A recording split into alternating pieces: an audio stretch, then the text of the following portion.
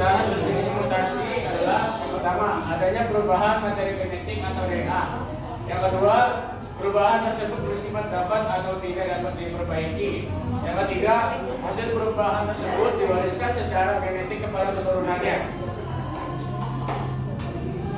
Macam-macam mutasi yaitu ada 3. Yang pertama, berdasarkan jenis sel. Yang kedua, berdasarkan penyebabnya. Yang ketiga, berdasarkan tempat terjadinya. Yang pertama itu berdasarkan jenis sel. Pertama ada mutasi somatik, yaitu merupakan mutasi yang terjadi pada sel soma atau sel usus seperti zigot, embrio, serta sel-sel penyusun jaringan epitel, jaringan otot, jaringan penunjang, dan jaringan pinggat dan jaringan saraf. Mutasi somatik apabila terjadi pada sel yang sedang aktif bergerak seperti dalam embrio, maka dapat mengakibatkan ketidaknormalan di sel akhir. Sebaliknya, jika terjadi pada sel dewasa, misalnya sel epitel, dampak abnormal yang lebih kecil dan dapat ditoleransi. Karena faktor ini tidak dapat diwariskan kepada keturunan yang diinginkan. Yang kedua, ada mutasi gametik, yaitu mutasi yang terjadi pada sel gamet. Jika perubahan genetik yang begitu besar, maka sel gamet dapat mati. Namun jika tidak begitu besar, sel gamet dapat melakukan pembuahan. Akibatnya muncul generasi baru yang menerima perubahan genetik tersebut. Oleh karena itu, mutasi genetik dapat diwariskan sebagai keturunan. Nah, ini ada jenis mutasi gametik atau mutasi buatan. Ada jenis mutasi gametik yaitu berdasarkan letak gen gamet terbagi menjadi 2, yaitu mutasi autosomal, yaitu jika gen terdapat pada kromosom autosomal atau kuku. Yang kedua, mutasi kromosom lain, yaitu jika gen terdapat pada kromosom lain.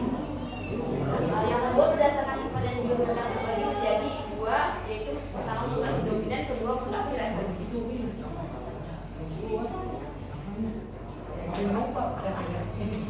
Berdasarkan penyebabnya, 1. Mutasi alami atau mutasi spontan, merupakan perubahan genetik yang terjadi dengan sendirinya di alam, mengakibatkan kelainan atau penyakit terhadap individu penderitanya dan menimbulkan variasi dalam populasi hasilnya.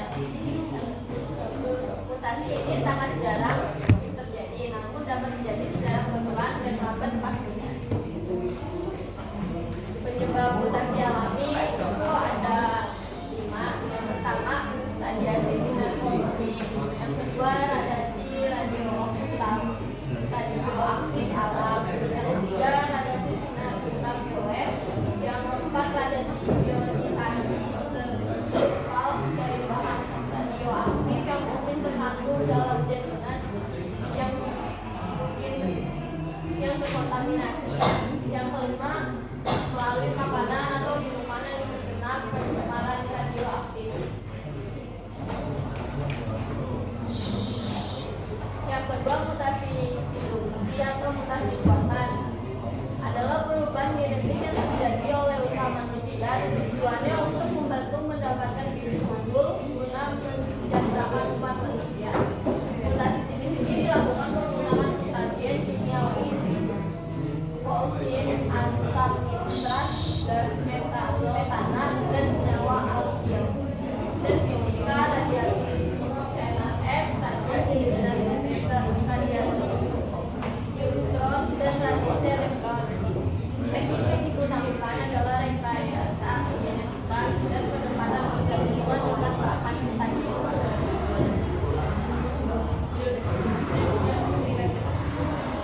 Tiga, mutasi berdasarkan tempat terjadinya. Yang pertama, mutasi gen, disebut juga mutasi titik atau mutasi karena adanya perubahan struktur gen pada DNA. Akibatnya asam amino yang digunakan berubah sehingga terbentuk protein yang salah. Mutasi gen tersebut menjadi 2. Tujuan umum berdasarkan mekanisme perubahan susunan basa nukleotida seperti berikut. A. Gelesigan insersi basa nitrogen. Gelesi adalah pengurangan 1 atau lebih basa nitrogen pada suatu gen. Sementara itu, insersi atau adisi adalah penambahan atau penyisipan 1 basa nitrogen pada gen. Peristiwa gelesi dan insersi memberikan efek yang besar terhadap sintesis protein. Selama translasi mRNA dibaca sebagai suatu rangkaian triplet basa nitrogen. Oleh karena itu, apabila selama translasi terjadi peristiwa insersi maupun degresi, dapat terjadi perubahan kerangka baca bahasa genetik. Dengan demikian, peristiwa degresi dan insersi bisa di-feedback. Insersi bahasa nitrogen juga disebut mutasi insersi kerangka atau progressive mutation.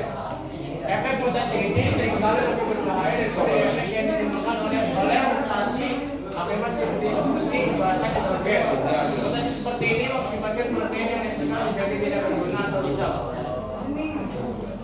Pada gambar tersebut menunjukkan peristiwa insersi pada nitrogen kompound susunan RNA normal.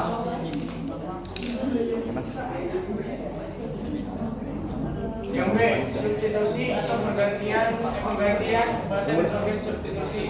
Substitusi bahasa nitrogen merupakan penggantian satu nukleotida dan pasangannya di dalam intai dan komplementar dengan pasangan nukleotida lain. Ada dua macam substitusi, yaitu transisi atau jika terjadi substitusi bahasa dari golongan yang sama, misal bahasa purin adenin dengan bahasa purin guanin. Selanjutnya dan transferensi atau jika terjadi substitusi bahasa purin menjadi bahasa trinin atau sebaliknya. Substitusi bahasa nitrogen satu dengan yang lain dapat mengubah susunan kodon. Akan tetapi tidak mengakibatkan perubahan asam amino yang dikode. Hal ini terjadi karena suatu macam asam amino dapat dikodekan oleh beberapa kodon. Peristiwa ini disebut mutasi diam atau secondary mutation. Setelah itu, substitusi bahasa nitrogen dapat pula mengakibatkan perubahan asam amino tunggal di dalam daerah penting suatu protein. Misal, pada sisi aktif suatu enzim, perubahan asam amino tunggal pada sisi aktif enzim akan mengubah aktivitas protein secara signifikan. Perubahan asam amino dapat mengarah pada perbaikan protein dengan kemampuan baru untuk meningkatkan kesuksesan mutasi kepada keturunannya. Namun, perubahan ini lebih banyak menghasilkan mutasi yang bersifat mengganggu sehingga menghasilkan protein yang tidak bermanfaat atau menghalangi fungsi seluler akibat protein yang kurang aktif. Peristiwa tersebut dinamakan mutasi salah arti atau missense mutation. Mutasi gen juga dapat mengubah satu kodon untuk menintesis suatu asam amino menjadi kodon stop. Hal ini berakibat translasi akan dihentikan sebelum waktunya sehingga rantai polipeptida yang dihasilkan akan lebih pendek dibandingkan polipeptida yang dikode oleh gen normal. Perubahan yang mengubah kodon asam amino menjadi kodon stop tersebut mutasi tanpa arti atau nonsense mutation. Mekanisme penggantian bahasa nitrogen karena peristiwa mutasi diam, mutasi salah arti, dan mutasi tanpa arti dapat dilihat dalam ilustrasi berikut. Mutasi diam atau secondary mutation. Kodon GGC mengalami substitusi bahasa nitrogen C dengan O sehingga kodon yang semula GGC berubah menjadi GGO. Meskipun telah terjadi perubahan pada kodon GGC, hasil sintesis protein tetap mengandung asam amino yang sama, yaitu glisin. Hal ini terjadi karena satu macam asam amino dapat dikodekan oleh beberapa kodon yang berbeda. Misalnya GGA, GGC, GGU, dan GGG sama-sama mengandung glisin. Peristiwa ini juga disebut mutasi diam atau silent mutation. Selanjutnya, mutasi salah arti atau missense mutation. Gambar di atas menunjukkan bahwa terjadi substitusi pada kodon GGC yang mengandung glisin menjadi ABC yang mengandung serine. Adanya perubahan protein yang disintesis dapat mengakibatkan perubahan fungsi protein. Oleh karena itu, peristiwa ini disebut mutasi salah arti atau missense mutation.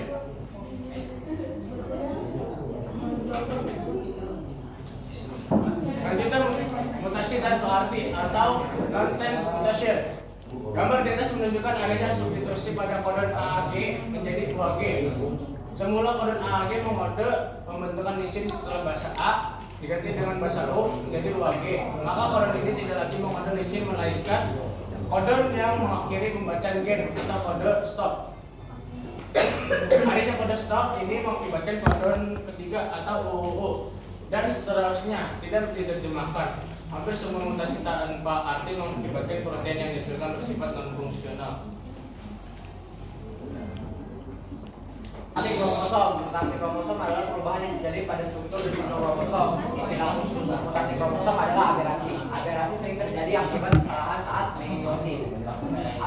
Aberasi dapat dibedakan menjadi dua, yaitu aberasi karena perubahan struktur kromosom dan aberasi karena perubahan jumlah kromosom. Mutasi karena perubahan struktur kromosom, perubahan struktur kromosom biasanya sebagai akibat penggunaan sinar yang mempunyai kekuatan radiasi tinggi, misal sinar X, sinar UV, atau radiasi ionisasi. Kromosom yang terkena sinar tersebut akan patah. Bagian yang patah menjadi tidak memiliki telomer. Telomer memiliki fungsi yang sangat penting, yaitu untuk menghalangi kromosom-kromosom bersambungan pada ujung kromosom. Oleh karena tidak memiliki telomer, potongan kromosom yang patah ini dapat bersambungan dengan potongan kromosom lainnya. Sifat potongan kromosom adalah labil sehingga harus berusaha untuk memperbaiki luka dengan cara bersambungan dengan potongan kromosom lain. Dengan demikian, susunan bahan genetik pada kromosom mengalami banyak perubahan sehingga dapat mengakibatkan terjadinya kelainan pada individu. Beberapa mekanisme perubahan struktur kromosom sebagai berikut.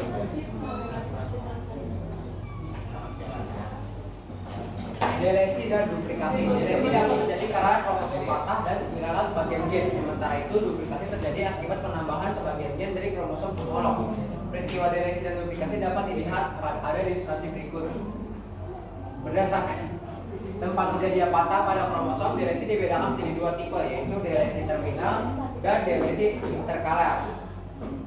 Delesi terminal adalah delesi yang terjadi akibat kromosom patah di dekat ujung yang mengakibatkan telomer hilang. Sementara itu, delesi interkalar atau intersial adalah delesi akibat kromosom patah di bagian tengah sehingga mengakibatkan bagian tengah dari kromosom terlepas.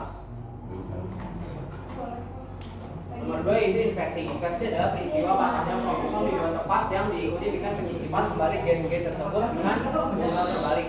Inversi dapat dibedakan menjadi dua tipe, yaitu inversi parasentris dan inversi perisentris. Inversi parasentris itu merupakan inversi yang terjadi karena dua bagian yang patah terletak pada satu lengan kromosom. Adapun inversi perisentris merupakan inversi yang terjadi karena dua bagian yang patah terletak pada lengan yang berbeda dan sentromer terletak di antara dua patahan. Jadi, peristiwa inversi pada manusia tidak tentu berbahaya karena jumlah dalam kromosom tetap dan kondisinya juga sama. Ilustrasi mengenai inversi parasentris dan inversi perisentris sebagai berikut.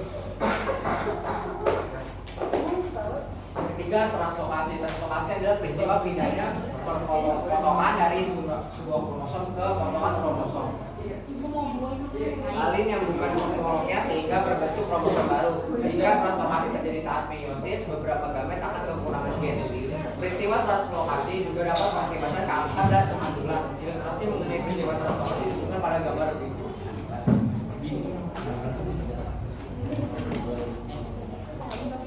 Katenasi. Katenasi terjadi karena ujung kromosom homolog saling berdekatan sehingga membentuk lingkaran.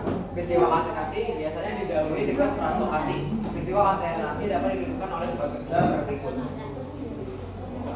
Perubahan pada struktur kromosom. Perubahan sel kromosom. Perubahan sel kromosom adalah perubahan pada jumlah R-nya. Secara umum, sel kromosom suatu individu adalah diploid 2N kecuali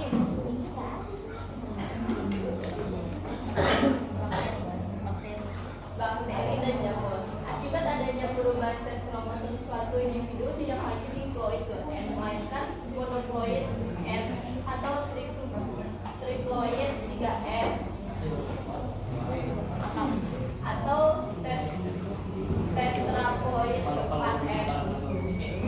Individu yang memiliki sel kromosom 3N atau lebih sering disebut polyploid.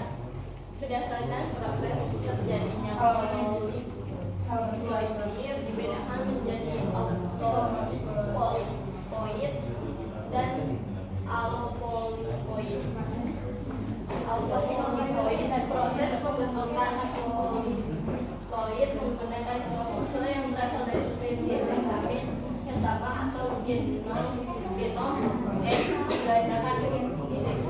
Allopolyploid adalah proses pembentukan kromosom yang berasal dari spesies berbeda.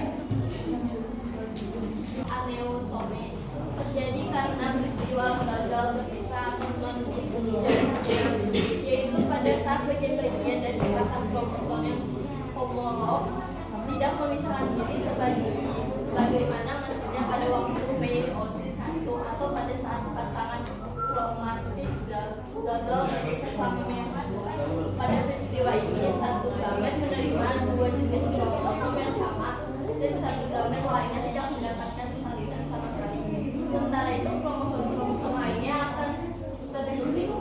secara normal.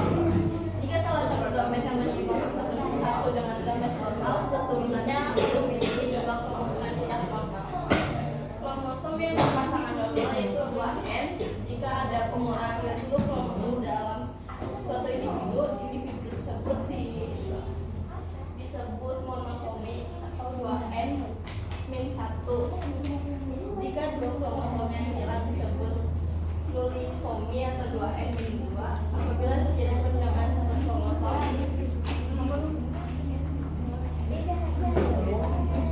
setelah itu mitosis akan meneruskan kelainannya tersebut pada semua sel embrio. Oleh karena itu, organisme tersebut akan memiliki gejala yang normal bagian proses gagal berpisah ditujukan pada gambar.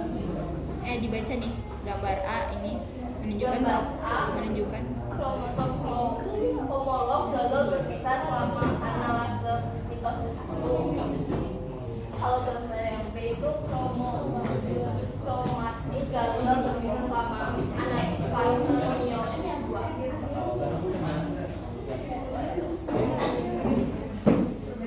Yang pertama ada sindrom Klinefelter, yaitu ditemukan oleh Klinefelter pada tahun 1992. Sindrom ini merupakan suatu keadaan pada individu yang mempunyai kelebihan satu kromosom sehingga susunan kromosomnya adalah 22AA plus AAY atau 47, FSY. Sindrom Klinefelter terjadi pada seorang laki-laki. Penderita ini memiliki 47 kromosom termasuk 1 kromosom Y dan 2 kromosom X.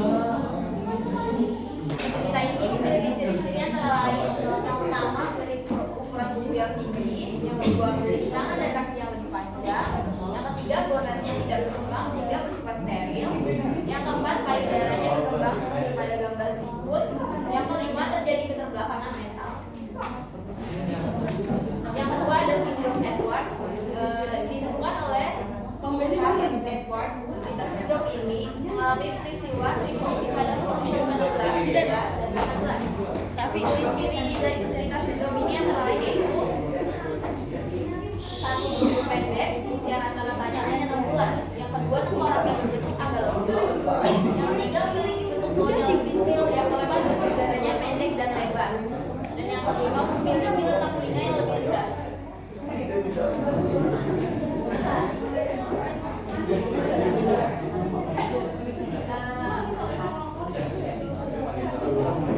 Lalu saya membawakan beberapa mutasi yang bersifat pembentukan, dan mutasi yang mengumpulkan diantaranya itu polispoidi pada tanaman.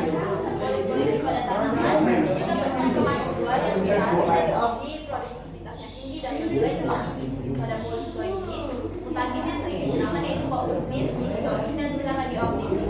Selain pada tanaman, mutasi juga dapat ditemukan dalam bidang kesehatan, misalnya dalam pengobatan kanker. Yang pertama, mutasi alami dan buatan pada tanaman Sansevieria. Sansevieria memiliki beragam variasi, utamanya varian penampilan dan karakter. Sansevieria banyak dipengaruhi karena adanya relasi dari spesies yang sama, sehingga menampilkan bentuk, ukuran, dan warna daun yang berbeda seperti pada contoh tersebut. Ini dapat terjadi akibat kebanyakan lalu jutek daun dan karena adanya pengaruh dari faktor lingkungan seperti tingkat kesuburan, tanah, suhu, dan pengaruh cahaya.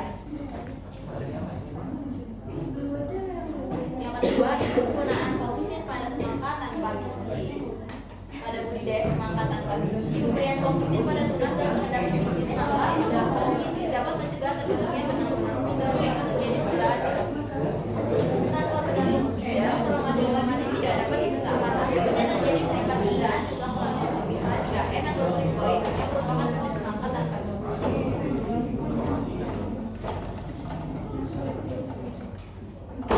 Yang ketiga yaitu penggunaan radiasi sinar gamma pada sorghum. Tanaman sorghum memiliki kelebihan dibandingkan tanaman pangan lainnya yaitu produksi dan kandungan nutrisinya yaitu protein dan lemak tinggi serta tahan terhadap kekeringan. Berdasarkan kelebihan tersebut, Badan Tenaga Kerja Nasional mengembangkan tanaman sorghum dengan cara radiasi sinar gamma untuk memperoleh tanaman unggul. Seleksi tanaman dilakukan mulai generasi kedua setelah pelabuhan radiasi. Seleksi tersebut dilanjutkan pada generasi berikutnya yang bersifat unggul sampai diperoleh tanaman yang bersifat unggul tersebut.